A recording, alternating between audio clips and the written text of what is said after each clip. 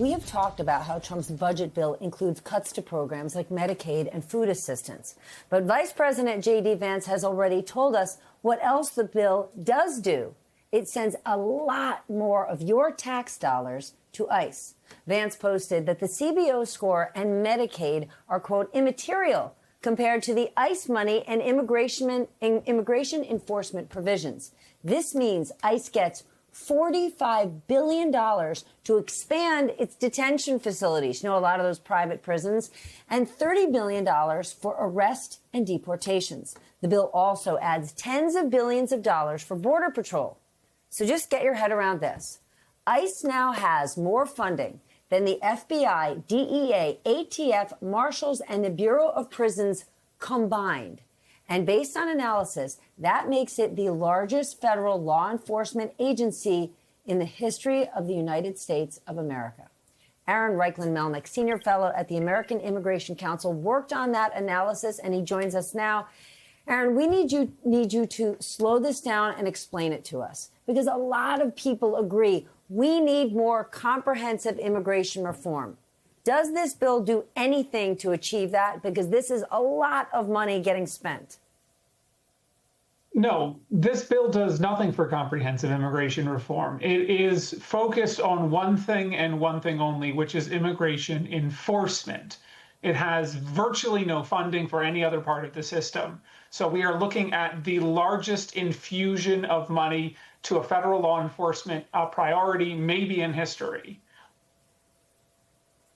My goodness. Well, another ICE operation took place in Central California at a farm tonight. There were protests and arrests, and NBC reports that ICE is making a huge amount of arrests, but not as many deportations as Trump wants. So now that they have all this new ICE money, do you think that's going to change? Yeah, we are looking at a transformative sum of money for the agency. You mentioned $45 billion for detention, which our analysis suggests means that ICE could increase its detention capacity potentially as up to 116,000 beds at any given day. But along with that was roughly $30 billion for enforcement and removal operations. And that's going to go to hiring, and it's going to go to things like contracting with private air charter flight services so they can get the deportation planes running every single day faster than they already are. Okay, but a lot of the people who ICE is rounding up are not the bad guys, right? The bad guys that Trump told us about. The fact that this ICE operation happened on a farm where people are going to work. Is this the type of immigration reform and enforcement that Americans want? No, what we are seeing right now is quota-driven enforcement. And we know at the end of May, Stephen Miller pulled together every ICE field office director and every Homeland Security Investigations field office director into a room, screamed at them by all reports, and demanded that they shift away from a focus on people with criminal records and instead hit the numbers.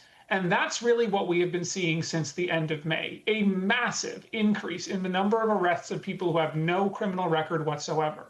According to the most recent data put out by ICE, 32% of all of the people sent to detention by ICE who are currently there right now have no criminal record at all. And that has doubled in a month.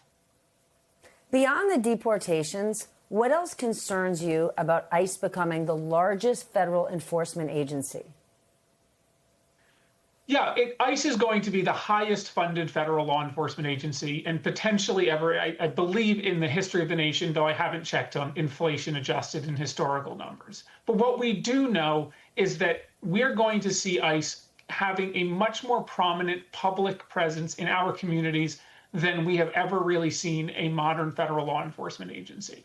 You look back to Prohibition, the last time that federal agents prowled the streets of American cities trying to find lawbreakers, and you might get some sense of what we could be talking about. But now imagine all of that happening in the modern era with billions of dollars of funding, with the extensive surveillance operation of the entire federal government behind it, and an administration that has said, this is priority number one. So what is all of this going to mean? This is a huge amount of money. Yes, we're going to see ICE have a much more significant presence. For the average American, why should they care? How will this impact their day-to-day life? Will it? Yeah, well, most Americans go about their day-to-day life without seeing federal law enforcement. They don't have to worry that the person who is selling them a taco on the side of the street or who is working alongside them, or is a friend, a coworker, a loved one, might go to work one day and disappear for a week only to find out later that their friend or loved one has been deported. When we look at the level of enforcement right now, we see an effort by the Trump administration to ramp up deportations to record levels and to target populations which had thought themselves safe. Of course, we have a population of undocumented immigrants that is roughly 4% of the country right now. And you can't deport 4% of the country without tearing the fabric of the social fabric apart. And that is really my biggest concern right now. But all of this is going to take time. They can't just turn on the money overnight. Well, one way they're going to try to do it by spending a record amount of our tax dollars. And we're going to keep following the money.